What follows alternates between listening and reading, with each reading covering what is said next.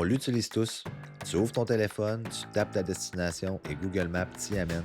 C'est simple, pratique, mais ce que peu de voyageurs réalisent, c'est que Google Maps ne pense pas à ta sécurité, il calcule un trajet, un point, c'est tout.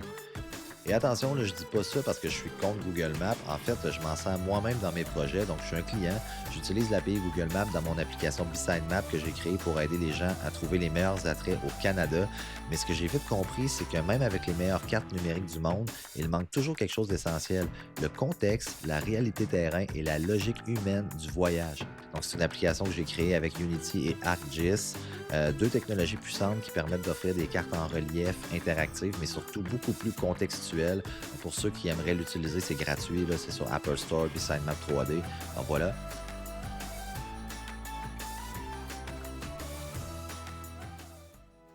Google Maps repose sur des algorithmes très puissants. Il calcule le chemin le plus court ou le plus rapide, parfois même en fonction du trafic en temps réel. Mais ce qu'il ne calcule pas, c'est le contexte humain. Il n'a aucune notion du danger ni du jugement local. Il ne fait pas la différence entre une route bien éclairée et une ruelle isolée, entre un quartier touristique et une zone à éviter.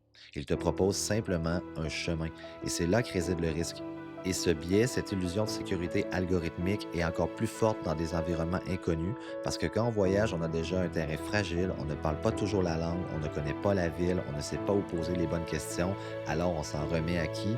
Et voilà, dans certaines régions du monde, la météo n'est pas un détail, c'est une condition vitale. Mais Google, lui, ne le sait pas. Il ne fait pas la différence entre un sentier sous le soleil et ce même sentier devenu dangereux dès que les nuages s'installent. Il ne connaît pas les recommandations locales ni les règles d'usage non écrites que les habitants connaissent depuis toujours. Alors oui, Google Maps peut t'aider à trouver un itinéraire, mais il ne sait pas si tu devrais vraiment l'emprunter aujourd'hui. Et ça, c'est à toi de se poser cette question-là. Contrairement à ce que beaucoup croient, Google Maps ne télécharge pas automatiquement les données de la carte. Ce que tu vois à l'écran, c'est en partie temporaire, c'est chargé à la volée.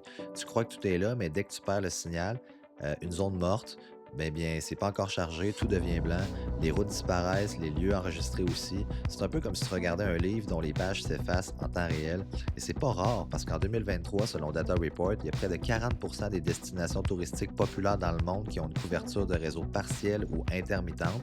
Et ce chiffre grimpe en flèche dès que tu sors des grandes villes, évidemment, parcs nationaux, villages en montagne, zones côtières, etc. Même un court trajet peut te faire basculer dans une zone morte. Puis le pire, c'est que souvent, c'est quand tu en as le plus besoin, quand tu es perdu, quand tu es fatigué, quand il fait nuit. Google Maps offre une fonction hors ligne, mais sache qu'il faut l'activer manuellement pour télécharger la carte de la zone. Alors, je te montre tout ça ici.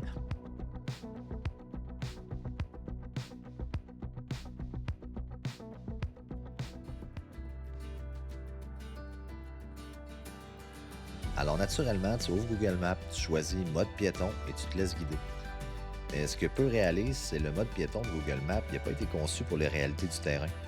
Dans l'application, une ligne bleue semble te mener directement à destination, mais dans la vraie vie, cette ligne traverse parfois un mur ou un terrain privé, une ruelle fermée par un portail ou un escalier abrupt que tu dois monter avec 20 kilos de bagages.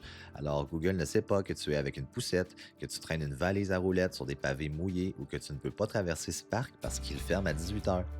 Une étude menée par TechCrunch en 2022 a démontré que près de un trajet piéton sur 4 dans Google Maps inclut un segment non adapté aux conditions réelles de déplacement, surtout en dehors de l'Amérique du Nord, et c'est encore plus fréquent en Asie, en Amérique latine ou dans les vieux quartiers européens où les ruelles étroites, les dénivelés ou les zones piétonnes peuvent varier en fonction de l'heure ou tout simplement ne pas être cartographiées correctement. Voyager, c'est pas juste changer de pays. C'est changer de rythme, de regard, de réflexe. Et parfois, ce sont des petits détails qu'on oublie. Une carte qu'on n'a pas téléchargée, un chemin qu'on suit sans trop poser de questions qui font toute la différence entre une belle journée et une mauvaise. Mais c'est aussi ça le voyage. On apprend, on s'adapte, tu sais quoi? On fait mieux la fois d'après.